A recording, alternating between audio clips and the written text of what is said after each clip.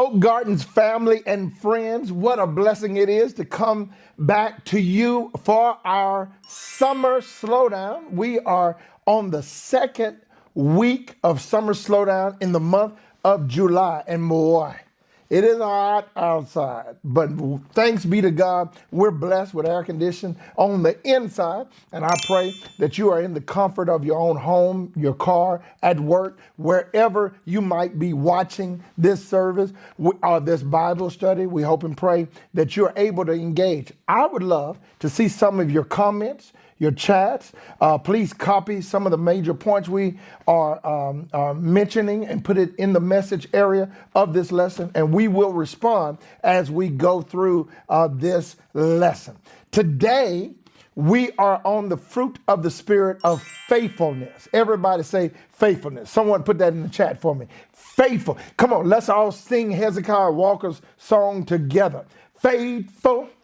Faithful, faithful is our God. Y'all hear that? Y'all hear that vibrato? All right. So we are talking about faithfulness. Now, the faithfulness that's showing up in the fruit of the Spirit might differ from what you are traditionally accustomed to.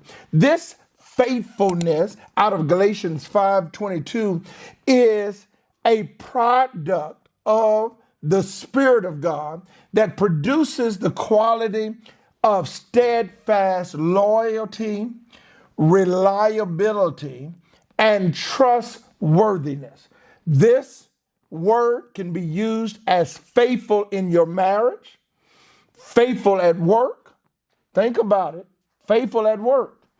Faithful with your friendships, faithful with your commitments, faithful that your words match your actions. Why is faithfulness such a key word or a key product of the fruit of the Spirit?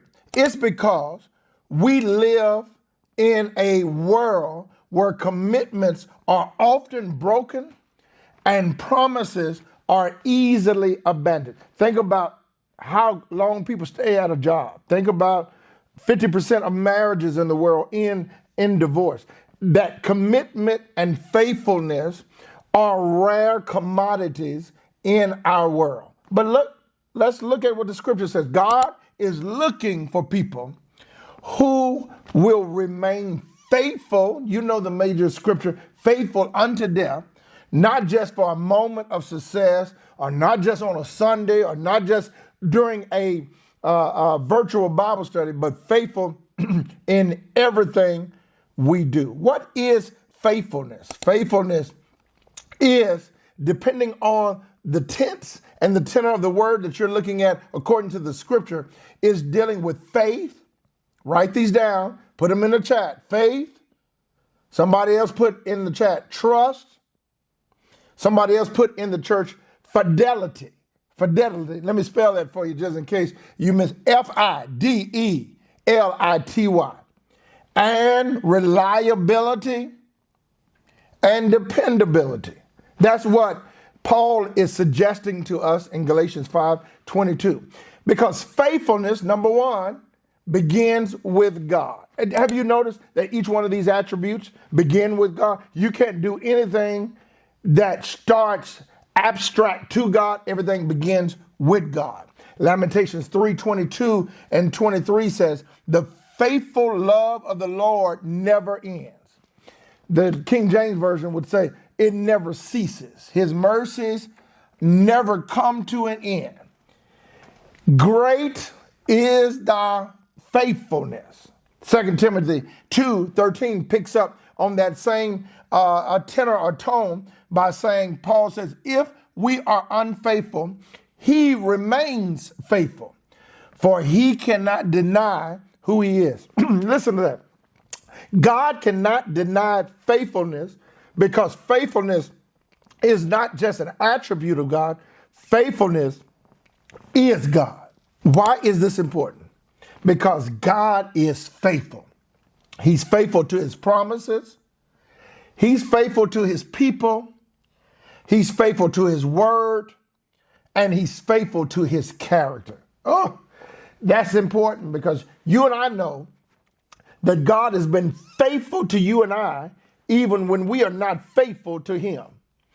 Aren't you glad that God does not match our faithfulness with his faithfulness? He shows us what commitment and faithfulness looks like, even when we're not. I mean, you can walk through the scriptures and see the faithfulness of God through characters like Adam and Eve. On the day you eat of this tree, you shall surely die. They didn't die that day. They did eventually die, but he was so faithful that he allowed them to have Cain and Abel. Look at the faithfulness through Abram, all the way to him being Abraham. Look at the faithfulness that in Genesis 3:15, a seed will come and it will restore everything. All the way through scriptures, all the way to Jesus Christ, we see the faithfulness of our God. Our faithfulness grows as we remember and trust God's faithfulness. Number two, faithfulness means being reliable. Now, this is something that I think you and I need to think about.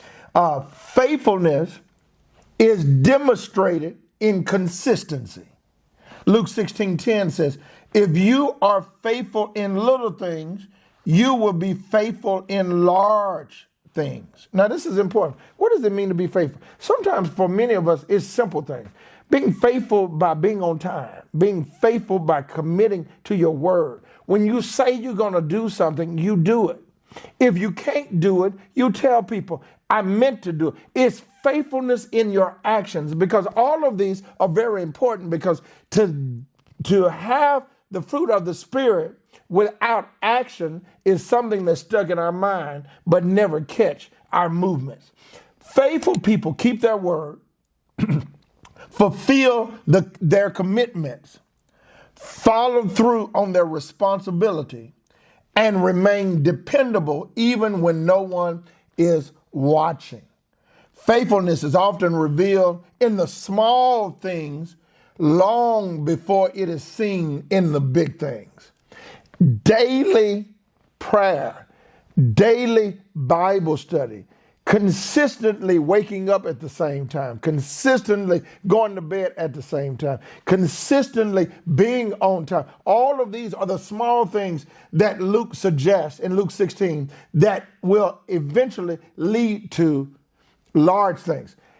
If you won't do the natural things, how do you expect God to do the supernatural things on your behalf?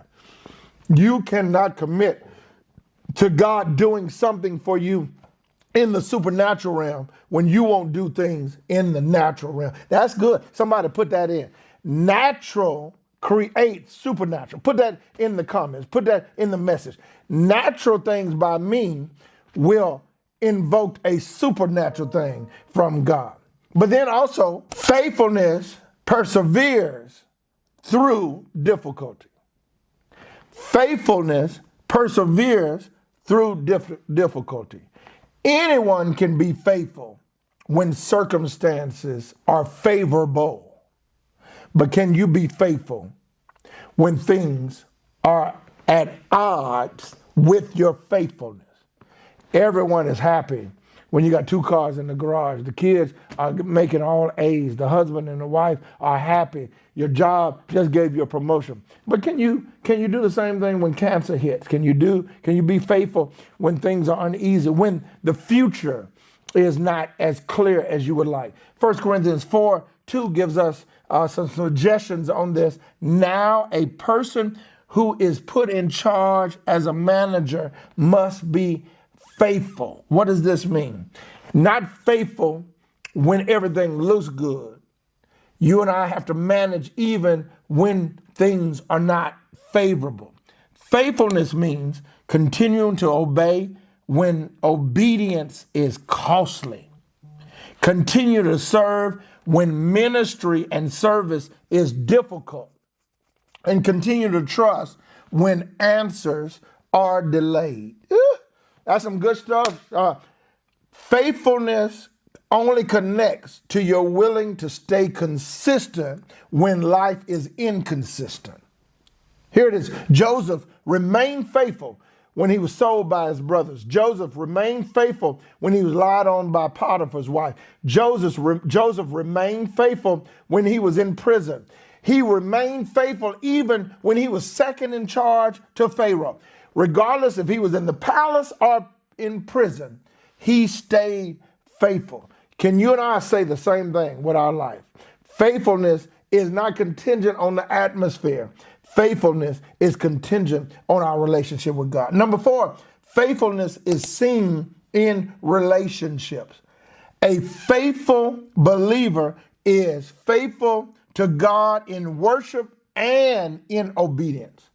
Faithful to family, faithful to friends, faithful in ministry, and faithful even in the private things of stewardship.